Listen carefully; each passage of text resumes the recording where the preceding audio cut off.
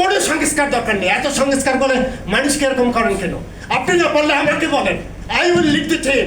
যে জাপানের কথা বললেন, এখানে ভাই আমি জাপানের ইকোনমিক মিনিস্টার ছিলাম। জাপানের নদী নালা খাল বিল, জাপানের সাথে আমাকে এখনো যদি বলেন যে ভালো মানুষগুলোকে আমি ওখানে খুঁজে পাই, অনেক ভালো মানুষের আমি মুখ ওখানে দেখতে পাই। জাপান সি এর অবস্থা যদি আপনারা দেখেন, তার যে পানি এখনো টলমল করে। এখন এই অল্প সময়ে আমি হয়তো আপনাদের সাথে অভিজ্ঞতা সব বিনিময় করতে পারবো না।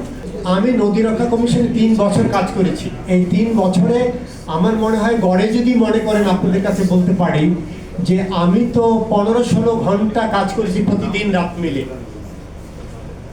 এবং নদী রক্ষা কমিশনে ভুলে যাওয়ার আগে যেটি আপনারা যারা গবেষক আছেন আগামী দিনে, এখানে যারা সাংবাদিকরা আছেন, তাদের আমি অনুরোধ জানাবো যে ওগুলো বাংলায় আছে। 2018 সালে এটা হচ্ছে প্রথম নদী রক্ষা কমিশনের নদী নালা খাল বিল দেশের যে প্রকৃত অবস্থা, সেই সময় থেকে যদি এই সময়টুকু আমার কাছে থাকতো, তাহলে আজকে হয়তো আপনাদের শুনতে হতো না যে কোনো নদী জবরদখল করে কেউ আছে। সে যদি প্রাইম মিনিস্টার প্রেসিডেন্টও হয়, তাকে আমি তুলে দিতাম। প্রথমে আমি বলতে চাই, আমি হেরে যাইনি। আমার নীতির কাছে, আমার বিবেকের কাছে, আমার বুদ্ধির কাছে আমি হেরে যাইনি। আমি সব জায়গায় আমি সংগ্রাম করে এসেছি। এবং আমাদের নদী নালা খাল বিল যেগুলো, আমি ওই জায়গাটা আসছি। এই বন্যার অবস্থা তো আপনারা দেখেছেন, এই বন্যা আরো দেখবেন। ভাই বলেছেন যে গত 100 বছরও এরকম পানি তো ফেনীতে দেখিনি। আমি তো পার্বত্য অঞ্চলে ডিসি ছিলাম, আমি তো দেখেছি ওখানকার নদী নালা খাল বিল পার্বত্য অঞ্চলে ফেনীর উপর দিয়ে আমি যেতাম। বাংলাদেশের এমন কোনো বড় নদী নালা নেই যেটা আমি দেখিনি।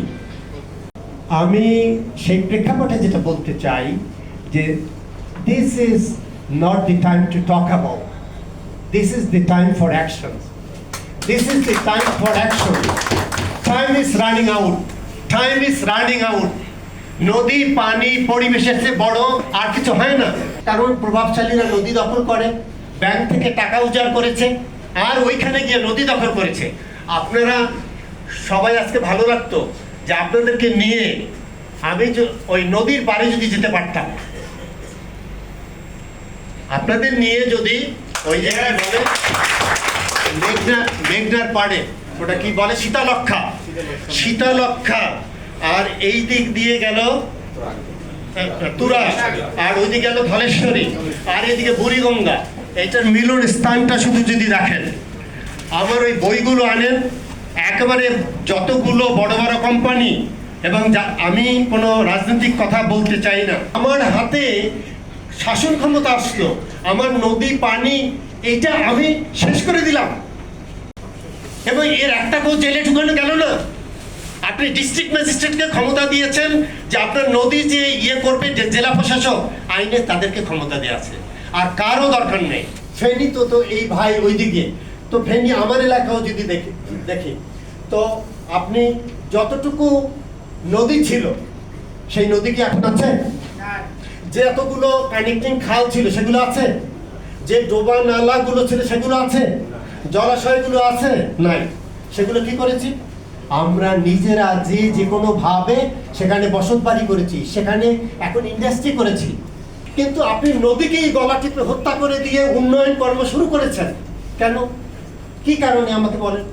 এর মানে এই যে ভাই কথার মাধ্যমে একটা বেরিয়ে গেছে যে আমাদের যে ওই যে মাঠ প্রশাসনে যারা নদীকে রক্ষা করবে, যে দায়িত্ব যাদেরকে দেয়া আছে, ওদের ওখানে যে রাজস্ব বিভাগের যে চোর বাটপার গুলো আছে, এই চোর বাটপারদের সাথে করে নিয়ে হার বদল করে তারপরে ওরা জমিগুলো কিনে নেয়।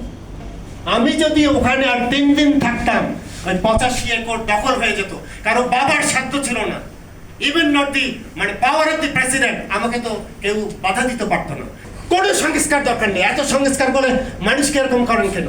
আপনি না বললে আমাকে বলেন, I will lead the train.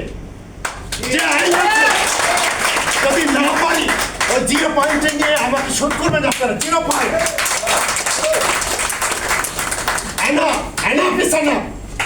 ভালো আইন ভালো প্রয়োগ করবেন, অসুবিধাটা কি আছে? প্রয়োগটা হচ্ছে যথেষ্ট।